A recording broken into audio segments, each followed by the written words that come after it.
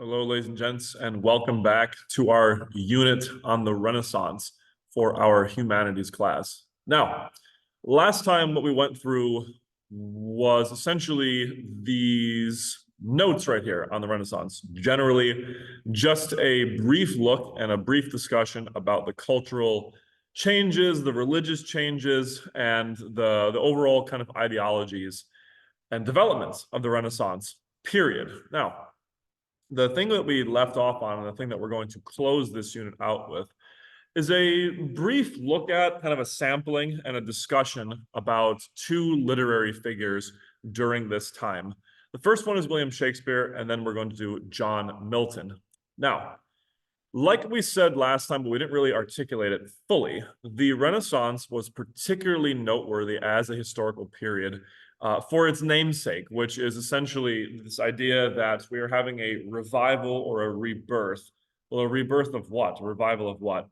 Essentially, a revival and a rebirth of the arts, of the cultural heritage, of the classics. So bringing in all of the ancient Greek works, bringing in all of the ancient religious works, reviving all of the vibrant artwork that we may have forgotten about, or bringing it to a new height. This is what we are doing in the Renaissance. Now, in a sense, if you're looking at the forms of art that are in the written word, right? So the written arts, the forms of poetry, the forms of plays, of books, all this kind of stuff, that is where we see William Shakespeare and John Milton bringing the Renaissance to its peak in some sense, okay? So we're going to talk about these two guys today. We're going to read just a few samples of their work and analyze them and discuss what it is they're talking about in a good old-fashioned sort of English analysis way. Okay, so for our notes, William Shakespeare, what do we need to know about him? Well, he wrote, as we can see, a bunch of tragedies. He's an English playwright and a poet. He writes Romeo and Juliet. He writes Hamlet, Macbeth, Richard III, Julius Caesar, many, many more, Midsummer Night's Dream, and as well as poetry and sonnets. So his comedies, of course, right, is what we're talking about there. He doesn't just focus on tragic stories. He is not always following the structure of tragedy. He also does comedies as well.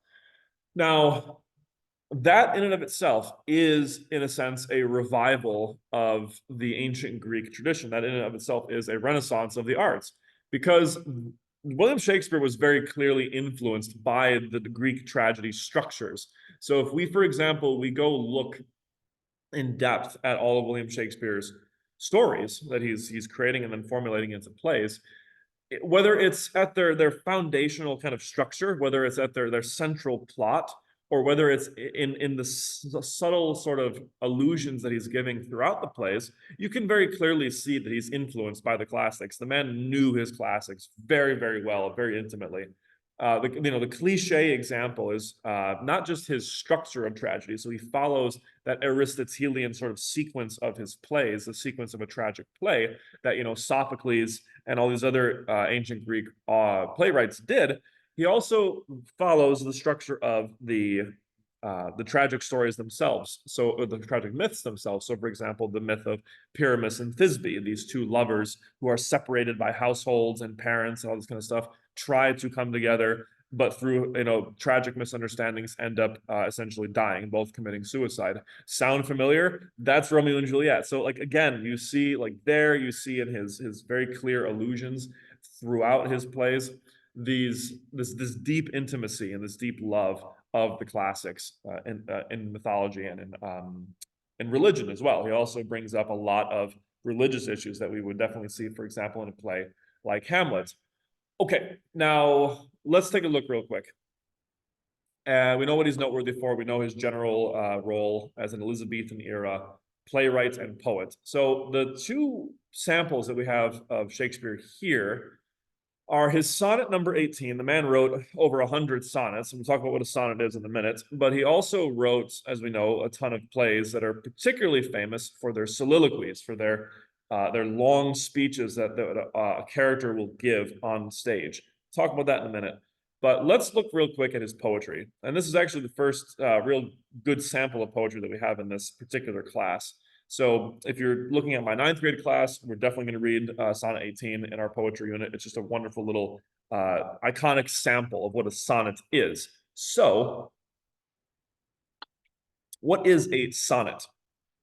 A sonnet is a 14-line poem that usually follows one traditional structure or another. There's usually, I think, 3 different really popular forms of sonnets. One is the Shakespearean sonnet, which we see here, and we'll talk about the rhyme scheme of that in a minute. That's what I mean by its structure.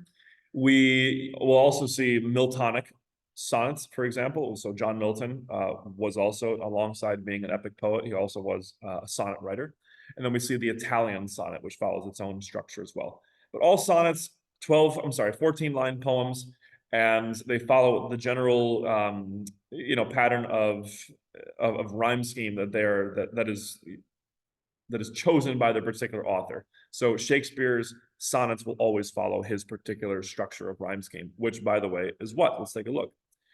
If we look at the simple, which go check out our poetry unit for 9th grade to kind of get a full lesson on this, but I usually assume that my students have been familiarized with that at this point, so we're just going to skip over that. So what we see here is day, temperate, May, date, shines, dimmed, declines, all this kind of stuff. So let's go through this. The scheme of rhyme here would be day, that'd be A, temperate, B, May is A, and date. So typical poetry thing.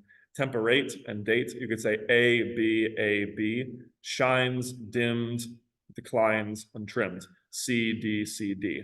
So as you can see, he's following A, B, C, D, E, F, and it's going to go continuously that way until we get to the couplet at the bottom. And that is usually what characterizes, if not Shakespearean sonnets, then most sonnets, it ends with a couplet. So C and D at the end, okay?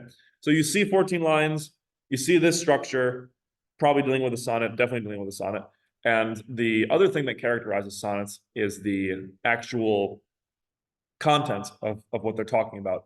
Traditionally, it will be about love in some form or another, whether it's romantic love, parental love, love of some like a thing in nature and artwork, or a romantic sort of religious poem, love of God, all this kind of stuff, okay? So let's read sonnet number 18. Shall I compare thee to a summer's day? Thou art more lovely and more temperate. Rough winds do shake the darling buds of May, and summer's lease hath all too short a date. Sometime too hot the eye of heaven shines, and oft is his gold complexion dimmed. But every fair from fair sometimes declines, by chance or nature's changing course untrimmed.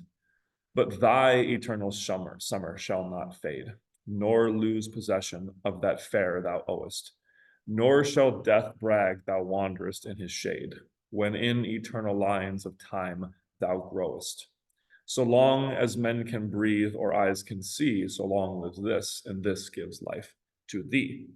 Okay, so as you can see, hopefully as you can kind of comprehend, generally a very romantic poem, right? So the narrator here is making a comparison, establishing a comparison between his love, his beloved, and a summer's day.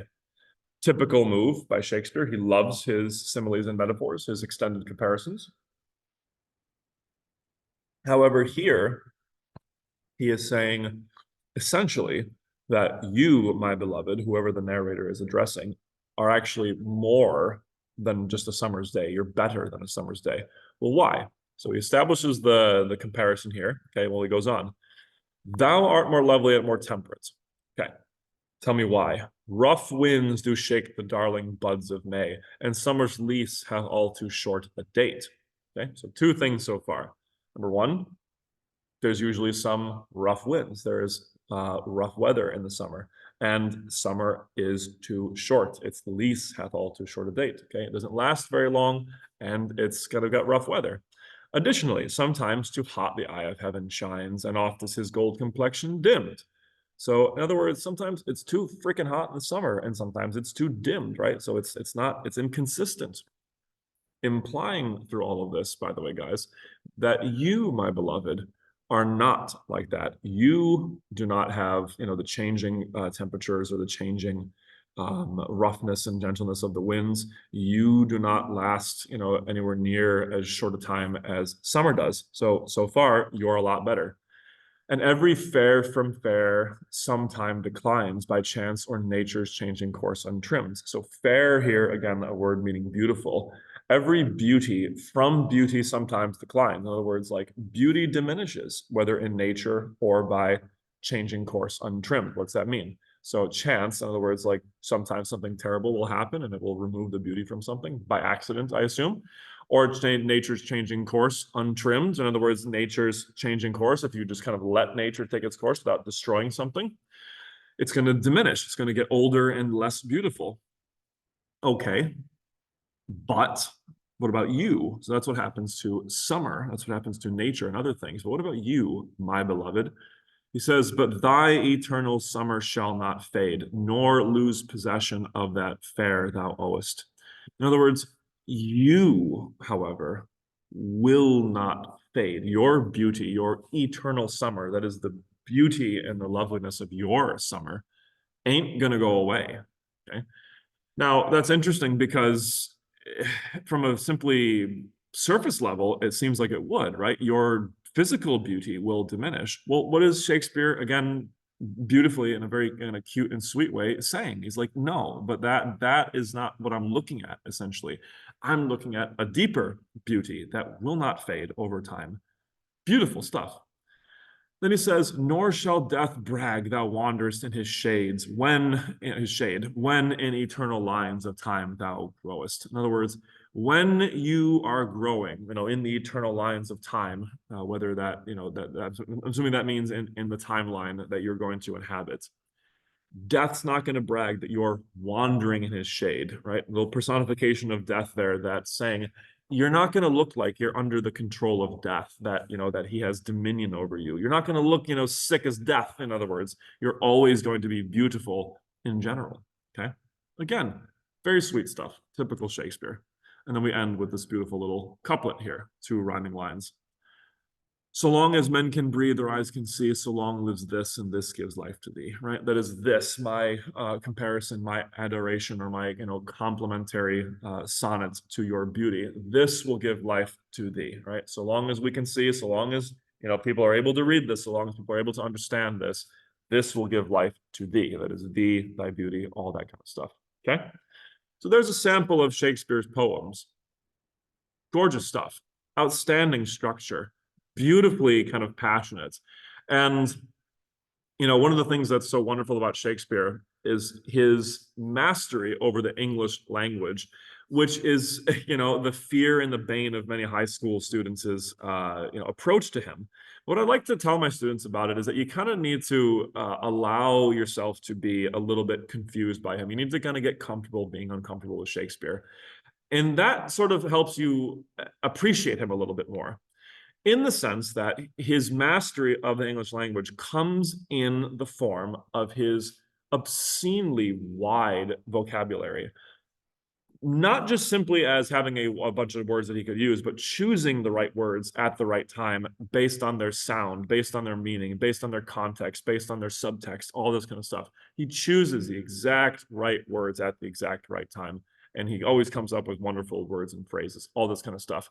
He has a particularly good ear, as you're going to see, not only with his sonnets, but with his soliloquies. He has a particularly good ear at not just the actual structure, the rhythmic meter and structure of his language, but also with just the purely aesthetic and kind of raw sound of words. What words sound really, really good? How do we make essentially a sheet of music out of a simple English sentence? It's amazing how he does it, right? So if you could go through this, you could sing it almost. And one of the things that I've done, to the bane of many people's ears in my English department, and also to the love of many of my friends and some of my students, is I've taken, and I invite you to do this, go to one of those AI music generators, right? One of my best friends showed me this. Essentially, you go to an AI music generator and you plug in the lyrics, and then you kind of give your own commands on essentially on how you want the song to turn out. Do that with a Shakespeare sonnet. Do that with a Shakespearean piece of poetry, and it helps you kind of understand, wait a minute, wow, that sounds really, really good. That just naturally flows perfectly into a song. Well, yeah, I mean, that's what poetry is. And it helps us appreciate it more because you don't have me, this kind of like, very poor reader screaming at you in front of the classroom or on a screen. You can get someone who really kind of knows how to read poetry and read Shakespeare and has a much more beautiful voice, translate that to you. Definitely try to do that because it'll help you appreciate it at an even deeper level. Okay. How about a passage from one of his poems, from one of his poems, from one of his plays, actually? And what better passage than probably his most famous one from Hamlet, "To be or not to be"? So, some context here. What is a sonnet? What is Hamlet? What's going on here? I'm sorry, what is a soliloquy? A soliloquy is a speech that a character would deliver on stage in a play when it is essentially only them on stage communicating to us, the audience, the character's thoughts and feelings. Why? Well, because if you look at a play, it's just dialogue and stage direction. That's all you get. You don't get internal thoughts. You don't have a third person narrator that can share with you what a character's thinking and going through. So the playwright has to find a way to translate that to the audience. Now, they do that really well here, of course. And one of the things that's kind of makes Shakespeare both a Renaissance and a little bit more of a progressive and modern author is that he shifts his attention away from the general plot and event of within the story, and he gives us this is just one example of it, but he just constantly can give us these beautifully intimate descriptions of what a character is actually personally going through. So this more subjective experience is in and of itself part of the kind of cultural shifts that we see in the Renaissance. We see a shift away from third person, plot centered, like huge array of characters and epics kind of going on, to now a more sort of like individualized and personal experience, this more subjective sort of experience. Slight oversimplification, but definitely a shift that you can notice inside the Renaissance period. However, he is still drawing on the classics in some sense, because if you look at the classics, a lot of some of the most famous passages in the classics are from epic, or not from epic poems. Oh yes, from epic poems, but also from people reciting or people giving a really impassioned speech in plays. Okay, I think like Oedipus is the one that comes to my mind. Oedipus's long speech that he delivers after he tears out his eyes. It's one of the most famous passages in ancient Greek literature.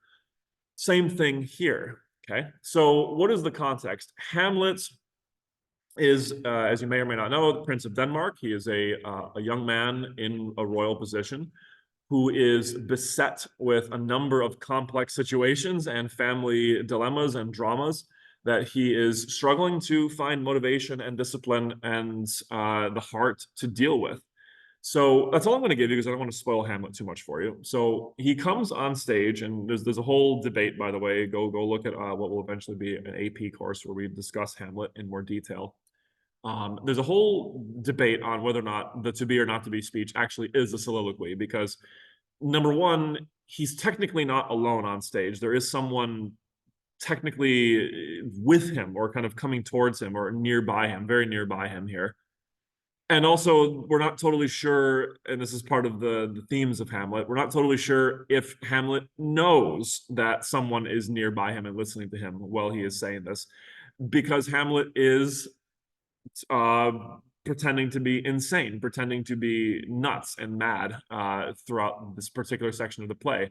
So that throws a huge wrench in us, the audience, because we're like, wait a minute, are we supposed to think that he is being sincere and authentic in this speech, or is he playing a role, or is he speaking to someone? Right? It's ambiguous. It really is quite annoying. So leave that aside and let's just assume that it's a normal soliloquy for a moment. And what do we see? Let's take a look. Hamlet says, "To be or not to be, that is the question. Whether 'tis nobler in the mind to suffer the slings and arrows of outrageous fortune, or to take arms against the sea of troubles, and by opposing end them, to die, to sleep no more, and by a sleep to say we end the heartache and 1,000 natural shocks that flesh is heir to. 'Tis a consummation devoutly to be wished, to die, to sleep. To sleep, perchance to dream. Aye, there's the rub. For in that sleep of death, what dreams may come when we have shuffled off this mortal coil must give us pause. There's the respect that makes calamity of so long life. For who would bear the whips and scorns of time, the oppressor's wrong, the proud man's contumely, the pangs and of despised love, the law's delay, the insolence of office, and the spurns that patient merits of the unworthy takes, when he himself might his quietus make with a bare bodkin?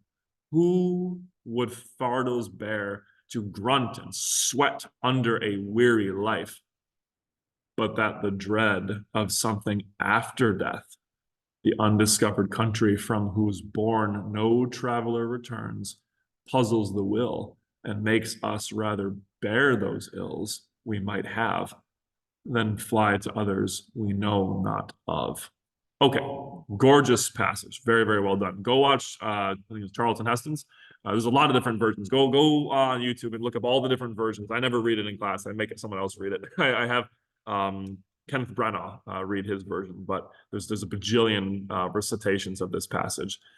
So for our questions here, number one, I don't want to do the multiple choice for the sonnet, but these definitely we need to break down. What is Hamlet debating here? What does it mean to be or not to be? Ladies and gentlemen, he is debating whether or not he should be or not be, whether I should live or not live. In other words, whether I should allow myself to continue living or I should, with my own bare bodkin, commit suicide with a knife, essentially, whether I should just, kill myself. So it's a speech contemplating suicide. Why should we continue on in life? Why should we continue on in the face of so much? So what two things does Hamlet think may come after death, right?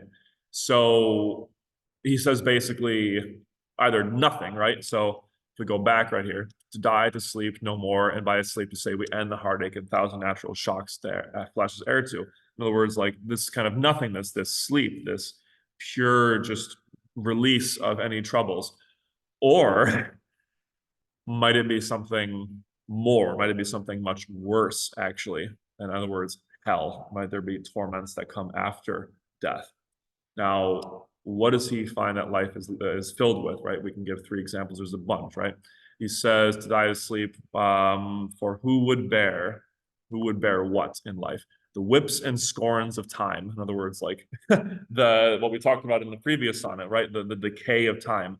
The oppressor is wrong, right? The oppression of people kind of, overbearing on you. The proud man's contumely. In other words, like, someone being more arrogant above you. The pangs of despised love, right? So, the hurts of love. The law's delay, right? The injustice around us. The insolent of office and the spurns of patient merit, et cetera, et cetera, et cetera. All these things we talk about in tragedy, right? All the tragic elements of life. Who would, go through this? What ultimately does he fear about death?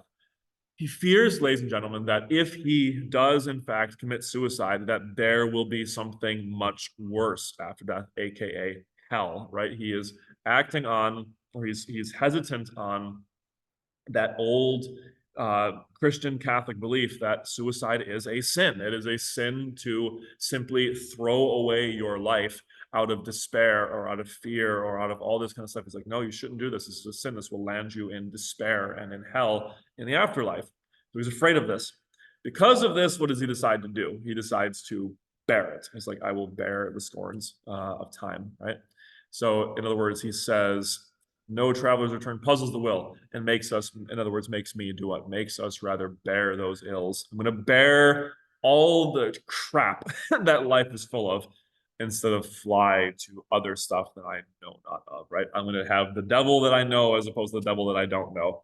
It's kind of a haunting and a very existential passage for sure. Gorgeously created by William Shakespeare here. Okay.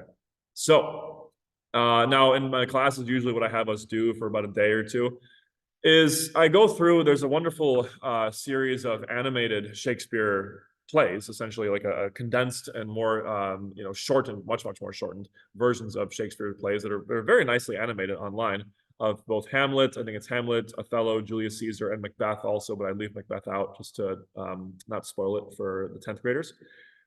You can go through those, and what I usually have my class do is pick one of those, tell me about the characters, who are each of the characters, and then answer these questions as you kind of go through the play, as you kind of absorb the play. It's a really kind of quick, easy way to absorb something of a sample of a Shakespearean play, okay? But we'll skip those. We're not going to do those for this particular section. Okay, so that's William Shakespeare.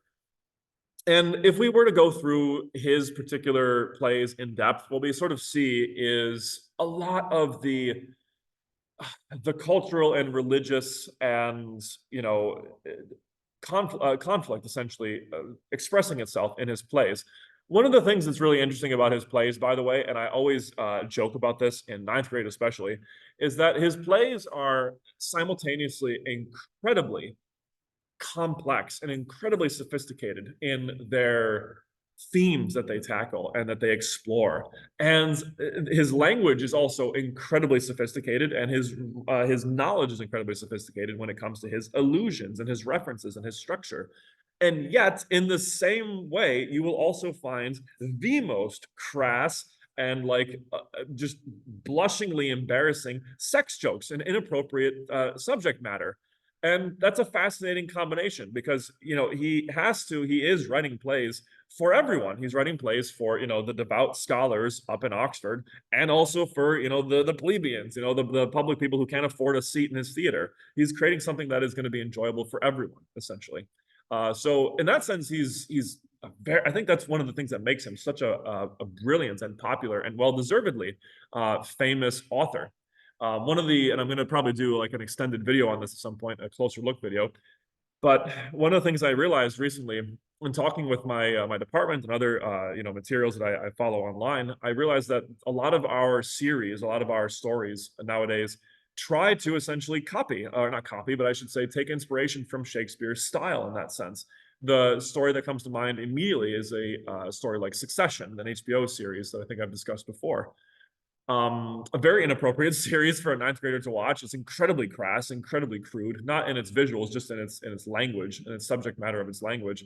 And yet the themes that it explores are deeply complex and deeply relevant to our time and universally throughout the human experience. And also its allusions. The writers who made that show were incredibly sophisticated in their structure and their references and all this kind of stuff.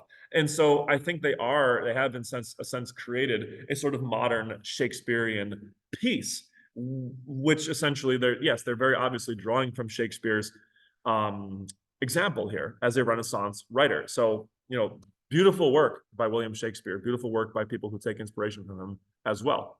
Okay, now, speaking of complex and beautiful works, we have here the next figure that we're going to cover today, which is not William Shakespeare again, but John Milton, okay? Jonathan Milton. So a couple little notes on Johnny Milton. We got to discuss things in a little bit more detail about John Milton. So,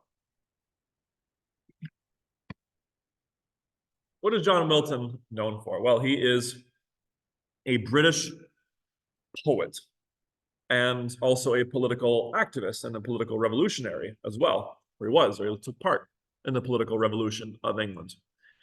Now, his most famous work is the epic poem Paradise Lost.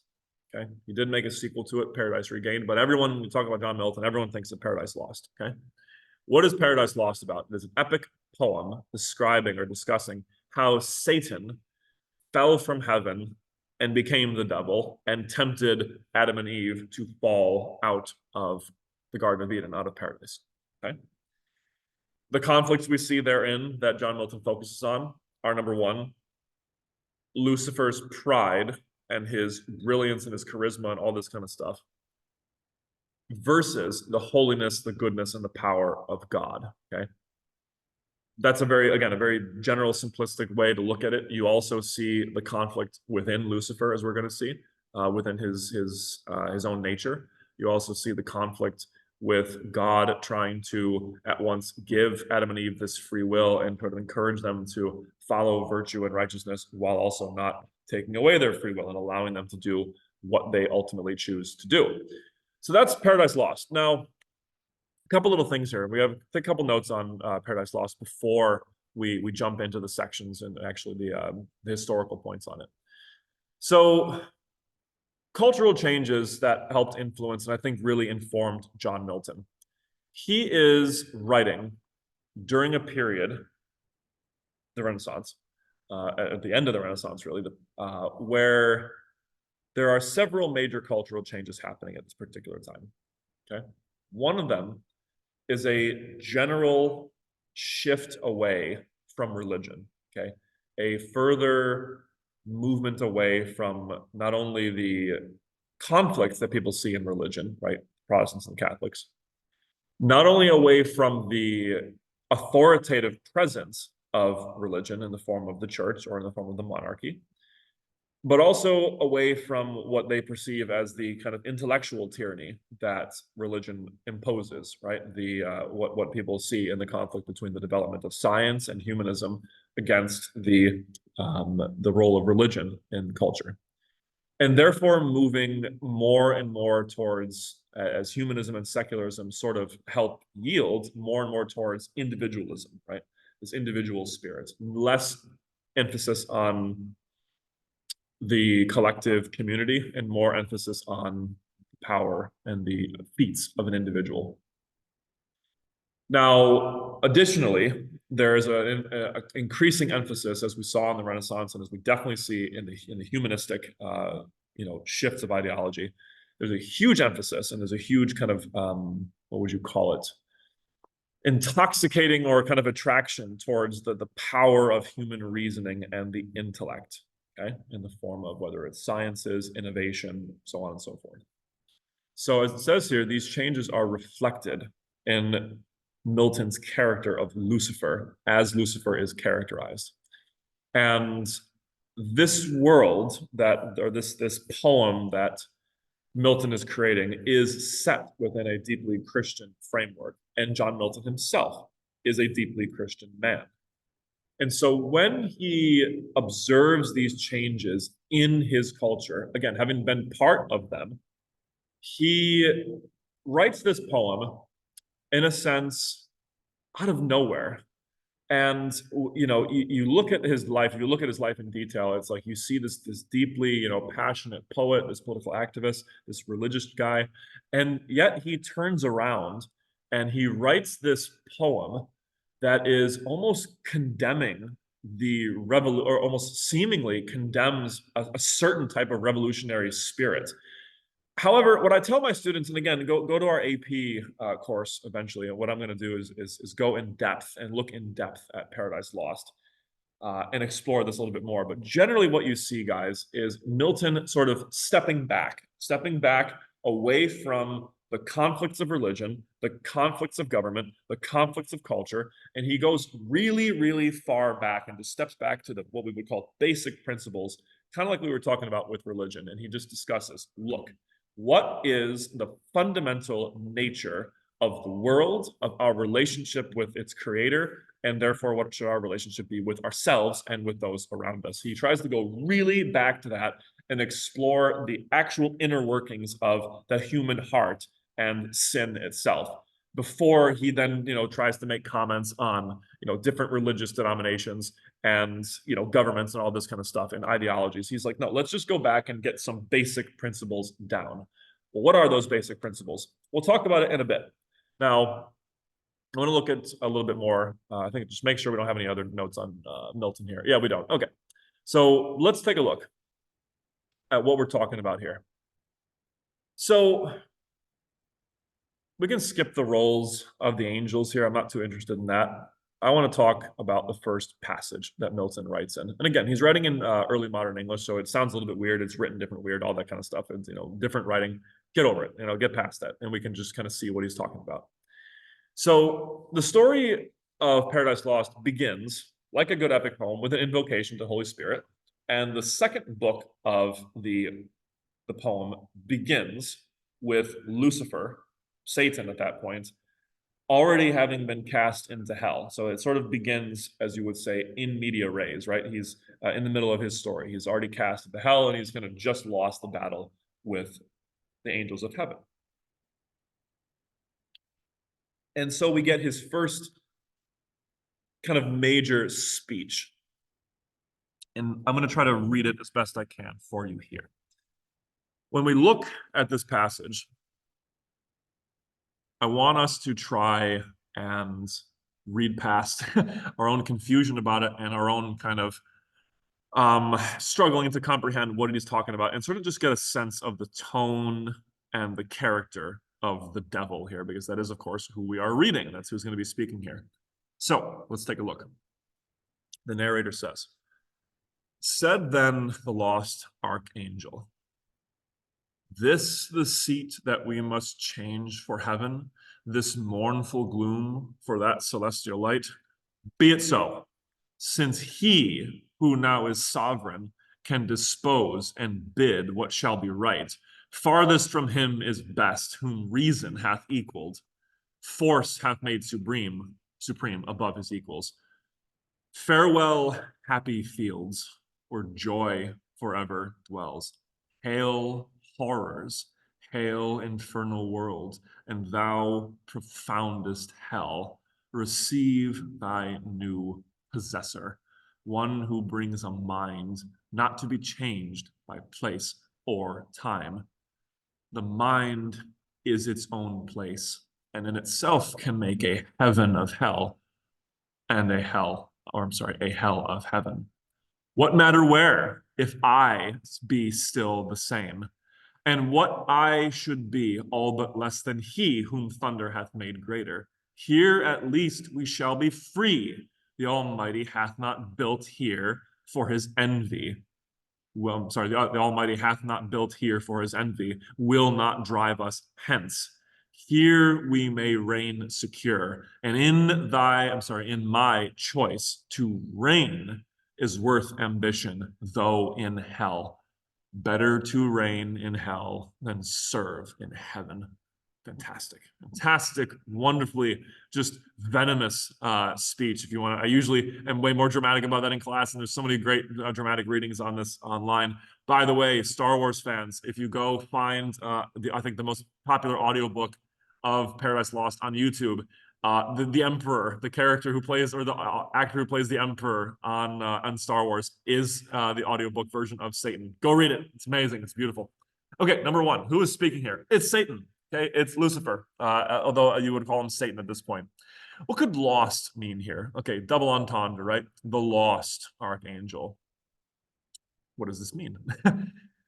Is he like lost, like he doesn't know where he is? He's wandering around, the netherworld of hell. He doesn't know where to go. Yeah, possibly. He's lost internally, like he doesn't know what to do, possibly psychologically lost. He is lost morally, right? There is no longer any hope for him, possibly. He is lost from heaven, right? He is an archangel no more. He is lost in that sense, right? He's given up that world and that nature of himself. A lot of different meanings there. Brilliant little wink from Milton of how he kind of packs a lot into just one word.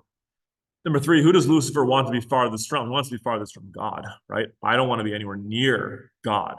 And why, for number four, does Lucifer think he is equal to God? What does he think that makes God greater than him? Notice what he says: reason has made equal, or reason is equaled.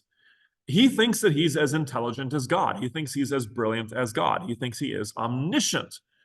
Just showing you the deluded nature of evil here. Like, he is just so like, are you insane? Do you actually think that you are as brilliant as God?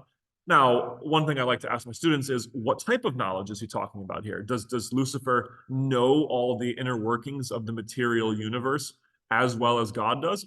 Let's say yes. Let's say, for example, yeah, Lucifer knows a lot of stuff, maybe knows almost everything, which he doesn't know all the future. Like that's obviously clear. So he doesn't have knowledge of time, sure, but he definitely has knowledge of the material world and the material and the immaterial universe, sure. Does he have knowledge of virtue? Does he have knowledge of God's true character, God's true love? Does he have knowledge of what will truly make him happy in the end? Does he have knowledge of how to help himself, out of this spiritual dilemma he's in? No, all of this he doesn't understand. And that's why I like to, really, I usually go on a rant at least multiple times in the year about what we really should be focusing on as students of the humanities, as students of English, as students of life. And it's not having simple basic knowledge. That is important, that is good, but it is not, ladies and gentlemen, the end goal. And it sure as hell does not make you a more valuable person if you have more knowledge. Just because you get 150 on a chemistry exam or you get 106 or 1600 on the SATs, this is not the culmination of, certainly not wisdom or your value. You need to embody more of wisdom in life. You need to learn about love. You need to learn about virtue, about goodness, about all that stuff we ranted about back in Socrates. All of which Milton shows us in Lucifer here, he has no knowledge of, or he has no care of. He is slothful about it in that sense. He just ignores all that jazz. And he then goes even farther and says, like, the only reason why God is better than me is because he's stronger, right? Thunder hath made stronger. Really, that's the only difference between you and God, is just the amount that you can bench press, essentially, is what he's saying. No, there's the whole aspect. Notice what Lucifer is missing here. He's talking about omniscience. He's talking about omnipotence. What other omni is he not talking about? He's not talking about omnibenevolence. He has no focus or conception about God's love in this passage, at least, right? About God's goodness. That's all lost on him here, okay? Which I think, if you want to play psychological analysis on Lucifer, shows you where his values are, shows you what he's hyper-fixated and focused on. Okay, number 5, what does Lucifer say his mind will not do now? It will not change, okay? I bring a mind not to be changed. I will not change. I will remain crystallized and stagnant and static. I will not change. I will not bend. I can just hear all of the counselors that I know, all the psychologists that I know, screaming internally, saying that no, that is one of the most unhealthy things that you could do. My niece in in 6th grade learned this, and like even before 6th grade. We want to have a growth mentality. We want to always be growing, be changing, be developing, be evolving into better people. We could always be changing and growing. Whereas Lucifer's like, no, I want to just remain the same, which I think if you remember what we talked about in the hero's journey, if you go watch that, there is no such thing as remaining the same. You either evolve or you devolve, right? So Lucifer, in his attempt to say, no, I'm not going to change. I'm not going to change my mind. I'm going to stay how I am. Yeah, okay, for now, but that's going to cause you to devolve into something just ugly and pathetic and monstrous, okay? So that stubbornness is very clearly there, that kind of deep-seated, grotesque stubbornness. Number 6. How is this ironic given what he says next? He says the mind is its own palace and can make a heaven of hell and a hell of heaven, all this kind of stuff. So interesting statements that he just made. He says, no, I can do whatever I want with my mind. I can generate my own happiness internally, essentially. I am like completely sovereign over reality and happiness in my mind. Really? So notice the reason this is ironic is because he's saying, I can always just change my mind. I can do whatever I want with my mind, my perceptions of reality, essentially is what he's saying. Well, then why don't you change then? Why don't you make it better? So he's saying he can always change. I could do all these amazing things in my mind, but I'm not going to change my mind about God. Okay. So also one little grotesque psychological insight that I think Milton is showing here is this. Lucifer, being the archon, not the archon, but the icon of evil, is saying what here? I can be happy irrespective of whatever reality is around me. In other words, reality outside of my mind does not matter. Does this sound familiar? This sounds like the Satan in Dante. This sounds like what Dante was kind of showing us in a more metaphorical and symbolic version about hell and sin. that's what it really looks like. That's what evil looks like. It's this complete detachment from reality, right? It's this complete, just violent sort of rejection of reality in this hyper subjective, hyper relativistic way of looking at your own mind and looking at the world. In a sense, basically saying that the external reality doesn't exist at all. In other words, delusion. That's what Lucifer is saying here, is that I can delude myself. I can completely throw myself into psychosis, essentially. And that will make me happier. It doesn't, as we're going to see. I don't think I have the passage here, but just, it's not a surprise. It doesn't work. It does not work. You can't do that. So again, Milton is drawing on Dante. He's drawing on the Judeo-Christian, the religious, intuition that, evil is in and of itself a rejection of reality. It's a rejection and a kind of resentment of reality, at a very, very fundamental and deep way. Okay, fantastic stuff. The number 7. What does Lucifer think makes God greater, and how does this show what he is obsessed with? Well, we said thunder, right? The thunder, the power of God. This makes him greater. Again, this shows Lucifer's obsession with this notion of greatness and power and strength. It's kind of like the gym bro value system.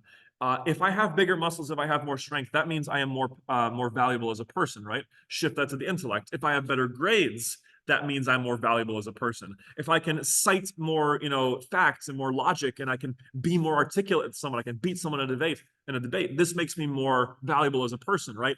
No, no, it doesn't.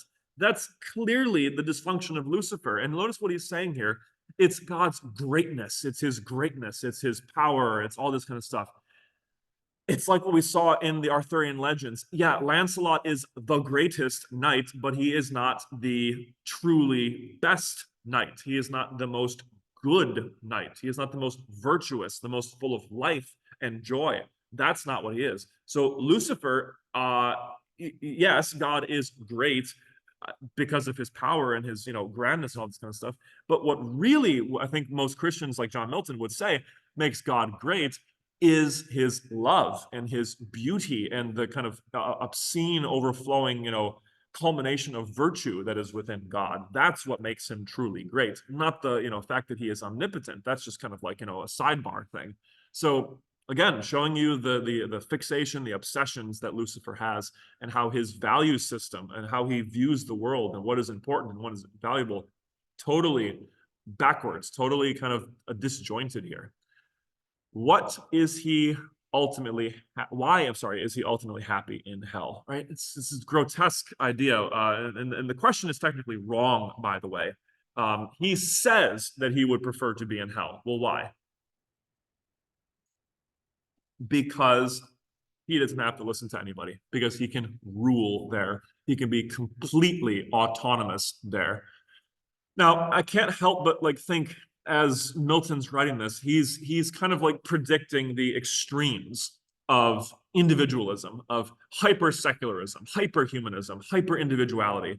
Like, if you bring that to its extreme, it is solipsistic, it is alone, it is isolating, it is only I need myself. I refuse to subject myself to the rules and the subjugation of anyone else, right? It's this hyper self-focused pride is what we're seeing here. That's what makes him quote unquote happy in hell. I say happy because Lucifer tells us, and this is again something I'll talk about in a minute. Lucifer tells us, and I think it's book 4 of Paradise Lost, that he is obscenely miserable, that he is in more torment than he could possibly describe. He is not happy. He only puts it on as a show. And the angels in heaven actually call him out for this when they meet him. They say, your whole revolutionary, bravado sort of charisma is BS. It's not real. You're just putting on a show. So keep that in mind, right? He's not actually truly happy. Okay. Now, a couple extended questions here. What do we learn that Satan values, where he considers what makes him happy and how he compares himself to God? We talked about this already. Number 2, how would you characterize the tone of Satan here? What kind of villainous speech is this? It's meant, I think, to be an encouraging kind of like uber self-affirming. Like he's trying to hype himself up. But you can kind of sense, whether it's in the way that I read it or the way you read it or someone else would, or just the language that he's using, that behind the tone is a lot of like venom and a lot of resentment and a lot of anger. very whiny child, very whiny, rebellious child kind of tone there. Okay. Now, that gives rise to another little issue, which I don't know if we actually have a question about this, but I want to talk about it real quick. I don't think we do, which is the misreading of Paradise Lost. And I think, no, we don't actually have this in the notes, but it's a good thing to question and wonder about, which we'll go through in the extended materials for the AP class, and we'll definitely do this if we do our class on evil in literature. There's this big misreading in Paradise Lost that basically comes from the period of history, period of literature right after it, which is the Romantic era within the Enlightenment. So the Romantics sometimes would read Lucifer, and they would think that he was the most attractive and charismatic figure in Milton's Paradise Lost, which I see the argument. I see why. It's like, you read him and you're like, wow, that's fantastic. However, you could say something similar with respect to, for instance, like some of the angels, right? Like some of the angels rebuke Satan and they sound freaking awesome. Some of the passages with Adam and Eve are some of the most beautiful romantic lines I've ever heard, right? The way that Adam is like expressing his love of this girl Eve that he's been bonded to and that he's with. It's gorgeous. But they love this charismatic sort of rebellious leader speech. And they somehow walk away with this reading that, like, no, Lucifer is the hero. Lucifer is the one that Milton secretly was kind of the hero of. And ladies and gents, I think anyone who walks away with that has either not read Paradise Lost fully and at any depth at all, or they just haven't read it and they just read someone's review of it online or read some romantics review of it, or they have really failed to comprehend what they were reading in front of them, because Milton is very clear that Lucifer sounds like this in front of his demons, right, in front of his other fallen angels, but as soon as he's alone, completely different. Completely different. And when he is confronted by angels, like actual angels, righteous angels, he just falls apart, right? He sounds lame and they rebuke him and then he can't even stand up to them. So he's a pathetic, buffoonish, irrational, sad, like loathsome sort of figure in this poem. He is not a revolutionary, inspirational figure. And why is Milton emphasizing this point, which I think he very clearly does? I think it's because he, again, is going back to his cult, what he sees in his culture, which is this sort of movement and push away from religious authority in the form of the Catholic Church, in the form of the monarchy, et cetera, in the form of, whatever cultural issues that they were having at the time. But I think Milton is saying that, yes, you can resist tyranny on earth, but you don't want to, essentially, what I tell my students, become a rebel for rebel's sake. You don't want to be a rebel against reality itself. You don't want to be a rebel against any authority, because that is satanic. That is Luciferian. You want to be a rebel against false tyrants, false rulers who would oppress you and others. And you want to, therefore, subjugate yourself. And I'll use the kind of dramatic language there. You want to submit yourself to the goodness of God and the goodness of morality, the goodness of justice and righteousness and all that kind of stuff, submitting yourself to that. The same stuff that we see in classical literature with Socrates, right? You want to submit yourself to the good, essentially.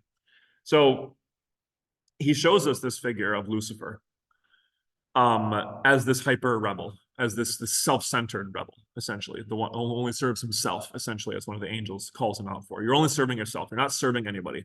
And I think Milton is doing this kind of like as a warning to his culture. It's like, yeah, you want to make sure, go ahead, like resist evil where you need to resist it, resist tyranny where you need to resist it, but don't become conceited about it. Don't become so self-focused about it, okay? So reading number 2, how many readings we got, by the way? Oh, we only got like, 2 quick ones. Okay, so Lucifer contemplates his vengeance on God. I think we could skip this one because, I'll skip this one for you. I'll have you do this one on your own, because essentially what it is focusing on is it's just continuing his ranting about why he wants to go to war with God, okay, and how God is a tyrant and all this kind of stuff, okay. We kind of already covered that. We already ranted about that for reading number 1. So let's look at reading number 3. This one is a little bit more famous, right? This is an earlier passage, and it's not from Satan's perspective. It's actually from the narrator, which again, like, look at the narrator, because a lot of people will look at Satan's lines and think, oh my God, what a wonderful soliloquy, what a wonderful speech. Like, that must be his true, sincere self. Again, remember your tools of literature and interpretation. We can't always trust what a character is presenting in front of other characters. So if we have a guy like Lucifer come up and give this speech, that's one source of his character. But we also have the source of what does he say when he's alone about himself? What does the narrator say about him? And then what do other characters say about him? So you have like 4 or 5 different sources of characterization on this figure. And people, again, who misread this story, just look at one of those 5. You can't do that. You need to look at all of them. And this is one of those examples of one of those alternatives. So Lucifer observes hell. And let's see what the narrator says here. But his fate reserved him to more wrath. For now the thought both of lost happiness and lasting pain torments him. Round he throws his baleful eyes that witness huge affliction and dismay, mixed with obdurate pride and steadfast hate. At once, as far as angels can, he views the dismal situation, waste and wild, a dungeon horrible on all sides round, as one great furnace flamed, yet from those flames no light, but rather darkness visible, served only to discover sights of woe, regions of sorrow, doleful shades, where peace and rest can never dwell. Hope never comes, that comes to all, but torture without end. Okay, obviously a description of hell. So number 1, what 2 things torment Satan here? Number 1, lost happiness. Overtly stated right there. Satan is not happy, right? He is no longer happy. He feels no more pleasure at all. Okay. So from that point on, he is just railing against the world, essentially. There is no happiness, right? This is, again, a huge shift culturally that we've seen in artwork. It's like after Lucifer essentially in Paradise Lost is published and is out there in the culture, we start to see much more kind of charismatic villains, and they have this persona of happiness, right? The Joker is the key example of that, right? The gleeful villain. It's like it's a sadistic delusion, essentially. It's not real true happiness, right? We don't adopt the subjective theory of happiness here, where, oh no, anything you do can make you happy, then that's valid. No. If you get happiness from torturing other people, there's something wrong with you, and that's not true happiness, right? That's not true happiness. True happiness comes from actually loving other people, becoming a virtuous person, and spreading more of your love and intimacy with those around you. That's going to bring about true happiness. Not this stuff, okay? And the last thing it says is his lasting pain, right? So it's the fact that he is not able to let go of the pain of his hatred and his resentment and his pride. So those sins themselves are their own punishments. They bring about their own pain. So in that sense, like, this is, a very deep mystical point that Milton says, even Homer shows, which is that the gods, in some sense, don't need to zap you when you do something wrong. The punishment is carried within the action itself. So Lucifer's hatred and his resentment and rejection of God is its own punishment, because you are cutting yourself off from happiness, from joy, from true pleasure, true fulfillment, and therefore you will suffer incredibly for that. God doesn't even need to zap you at all for that. It's like, dude, you're going to be like torturing yourself at that point. Number 2, what does he see around him, and what emotions does he experience? Well, he looks around and he sees, again, regions of sorrow, doleful shades, all this kind of stuff. That means just like this place where no happiness, no joy comes. He just feels dismal as a result, right? This is a place of no beauty, of no happiness, of no life. Number 3, what imagery does he use to describe hell? 2 major things. It's a round dungeon, right? There's no direction to it. It's kind of like ever circling, ever kind of just like kind of going in circles, going endlessly. Very reminiscent of Dante. I can't help but think that he is kind of taking inspiration from Dante here.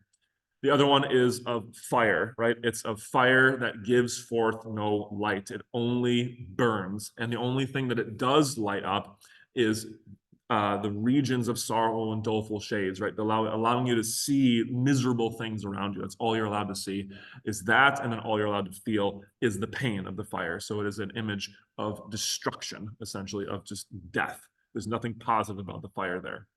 What never comes to hell? Well, of course, hope never comes, right? It is a place that is completely devoid of hope at all. Okay, so a couple things. We have here a comparison that I have my students usually do when they finish their readings on Paradise Lost. I have them contrast this version of Satan with the version of Satan in Dante. What are the differences? Okay, Dante has a lot of very key, very fundamental points about his version of Satan, whereas Milton has his own.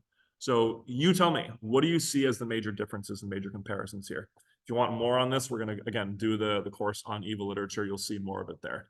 Now, number 5 is kind of where I want to focus for our conclusion here. Number 5. John Milton was a religious Christian living during the early Enlightenment period, the late Renaissance, early Enlightenment period. How do you think his characterization of Lucifer reflects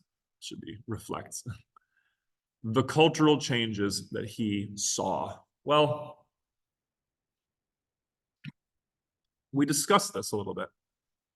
He sees the shift away generally, really overly generally, from religion. He sees people struggling to resist the dysfunctions of religion while also struggling to not throw the baby with the bathwater, throw the baby out with the bathwater, as it were. So you see essentially the struggle between people who want to correct the errors that they see in the culture, but also the people who see those errors and ascribe all of them to religion and Catholicism and want to just reject all of it, right? Now, in other words, they're like hyper reactionary to that. And Milton is seeing this and he's kind of afraid of it. He's like, you are struggling. Like there's clear things that should be reformed. There's also clear changes that are happening. But he doesn't want to throw the baby out with the bathwater. He says, no, there are some things that we really need to change, or that when we do change things, that we don't change in a really hyper negative way. Okay. He is still fundamentally a classicist. He loves the classical literature. He loves the sources and the wisdom of the classics. And he's also a deeply Christian person. All of that can still be true, and that he thinks that there are problems with the Christian culture, the Christian church, and the way that people are behaving at the time. That's all consistent and true. So he sees this, and I think he very clearly is trying to speak to some of the core of it in his character of Lucifer. How do you think his characterization of Lucifer reflects this? I think the fundamental thing is Lucifer's pride and his arrogance. The fact that he is just so self-obsessed and he just thinks that he is the center of the universe. And that, I think, is the big temptation that Milton is saying exists within something like secular humanism, with the emergence of the natural sciences, with the removal or kind of the movement away from religion, that there is not a necessary, like it's not always going to happen. You can be a rebel and reject some things, but there is a danger, there is a trap of going too far in that direction. If you go too far down that road and you start essentially worshiping yourself and becoming a hyper individual, away from community, away from religion, away from any subjugation to any power or standard above your own, you become this very Luciferian figure, okay? I think that's kind of what he's getting at there. So try to answer that in the best you can based off of our discussions and rantings about that. Okay, so now that is, in short, the Enlightenment, okay? Now what we're going to do next time, and I'll show you this and close, is we're going to move into the Enlightenment. And from that point on, it becomes a much more advanced section of the course. Traditionally, what I do is I end the 9th grade unit here because this is as far as you go in global history in 9th grade. So I usually will end it in the Renaissance. But for the sake of other courses and stuff that I'm doing, I decided to extend it into the Enlightenment, into the modern era as well. during which time we're going to shift much more towards the historical and ideological and philosophical movements of those periods. So what I've drawn out here for you is a general sort of sequence of chapters that you could kind of really summarize the past or these kind of 3 units with. So here's how it looks. During the medieval period of history, that 1,000-year period, you had a huge presence of the church's authority, right? In a Catholic culture, you have a lot of group and community-focused endeavors, right? People were focused on community, groups, relationships, all this kind of stuff, right? Your congregations and all this sort of stuff. There is a strong presence and a respect for the mystical aspects of life, right? The mysterious, the things that we don't fully understand. There's a huge level of humility in the face of the mystical realm, and a focus on the power of God, right? So in terms of its religious focus, it's on the power, love, and grace and presence of God. So a hyper, I don't know, I would say hyper, but a very, very strong religious part of history and culture. The Renaissance, however, is noteworthy because of its rejection of church authority, right? It rejected or at least struggled against the church authority. It became a little bit more individual group focused, right? So less on the collective and more on individual groups. There became a big emergence on with the presence of reason and science in people's imaginations and within the culture. And we, like we said, focus on the power of mankind in humanism. Now, the Enlightenment is going to kind of continue this sequence, as you could call it, whether it's a progress or a regress, that depends on your point of view. It's going to become more and more secular, in other words, non-religious in its focus. We're going to focus on the secular. We're not going to focus on religion. We're going to have a more secular culture. It's going to be really heavy with its focus on science and technology. All right, so no longer just kind of a part of the conversation. It's going to be a dominant part of the conversation. And it's going to have a huge, strong focus on the human reasoning power. Okay, that becomes like the defining factor of the Enlightenment era. Okay, so we see these shifts, right? You look at the Enlightenment, you look at the medieval period, they're like almost polar opposites, right? Again, for better or for worse, that's the fun philosophical debates we can have in class, but that's where we're headed, into this more secular period of history. Okay, so that is all we have for today. I hope you enjoyed our exploration or a quick sampling of John Milton. Again, if you're really interested in Milton, if you're interested in Shakespeare, if you like that kind of stuff, we're going to go through them in more depth in our 9th grade, 10th grade, 11th grade, and AP literature class. So stay tuned for that, and I will see you in those coming videos. I hope you have a wonderful, wonderful day. Bye.